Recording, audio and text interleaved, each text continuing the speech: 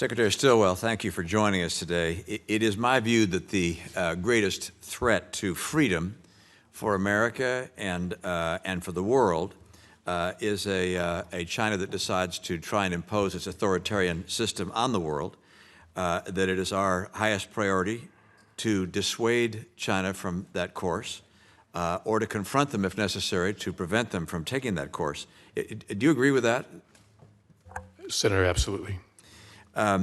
I would note that as the leader of the free world, that really falls on us to bring the free world together to make sure that we're able to dissuade China from taking that path and threatening our freedom and the freedom of the world. They have developed quite clearly a strategy. You mentioned the difference between strategy and policy. I worked many years in a strategy consulting firm helping companies think about strategy. And I look at what they've done and I say, wow, this is one of the most brilliant strategies I've ever seen. The Belt and Road means that they're going to have access to key raw materials. They're able to also send their products out. Predatory pricing and industrial policies allow their industries to take over industries around the world on an unfair basis, basically managing and brainwashing their own citizens. And then, of course, an influence campaign around the world with things like the Confucius Institutes here in our country, where we're trying to tell school children a whole different message about authoritarianism and China. And it is my hope that we as a nation will finally develop a true strategy as it relates to this highest priority in preserving our freedom. But one question in my mind is, what would the key elements be of such a strategy? What are our key advantages? From your perspective, what do we have to have as the central part of a strategy to dissuade China from imposing its will on the world or to confront them when they do? Do you have a sense of that, of things that you think make sense to be part of that? Yes. Senator, absolutely. I really appreciate that question. The Indo-Pacific strategy addresses those terms, those things. The obvious one, security. I mean, if you don't have stable, air and maritime lanes, your ability to trade is affected. China looks to, change that equation, especially in the South China Sea. So the security leg of the strategy is important, but it's also the one we know best. The second one is economics, looking at things like infrastructure, energy, digital economy, these things that address exactly what you mentioned in One Belt, One Road. And then, as I mentioned before, governance. And it's about, transparency. The difference between open democratic systems and the system that you mentioned is the fact that one is very opaque and they really don't want you to see what's going on in the background.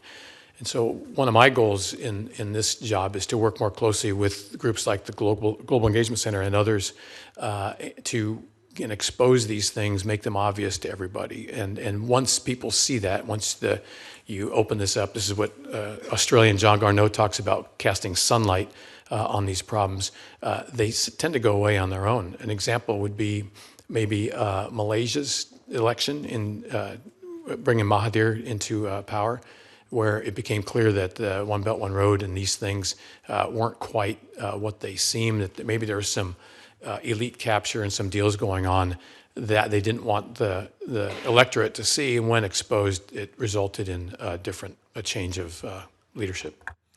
I would note from my perspective as well that one of the key elements, perhaps the key element as it relates to a strategy, is that we have friends and they tend not to have friends. And that linking with our friends and allies to confront their scale, the sheer scale of their population means that their economy will be enormous at some point, and that tying closer to our friends is essential to the preservation of freedom. As Ranking Member Menendez mentioned, just the fact that we have two friends in the area that are confronting one another is not in our interest.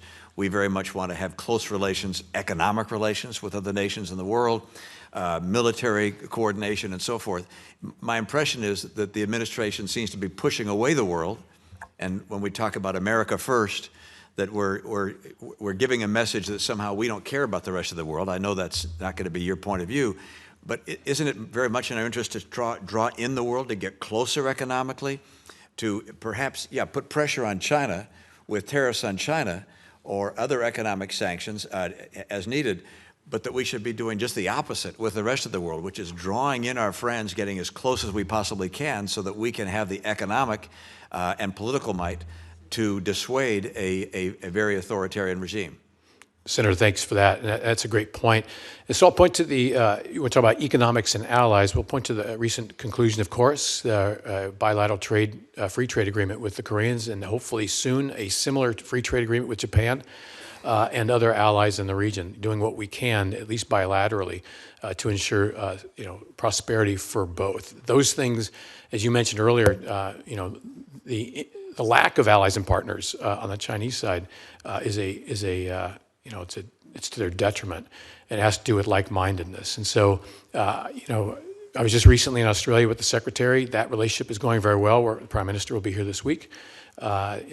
We also been to Bangkok. I've been to Thailand twice since I've been here, working that relationship positively. And again, I share your concern about making sure that our allies and partners are on board. Thank you. Mr. Chairman, let me just note that I'll be submitting for the markup later today a proposal to commit us to working with allies and partners both in the Asia-Pacific region and Europe to come up with a common policy to address the challenges we face from the rise of Asia, and I'll be hoping to get some support from members of the committee. Thank you, Senator Romney. Senator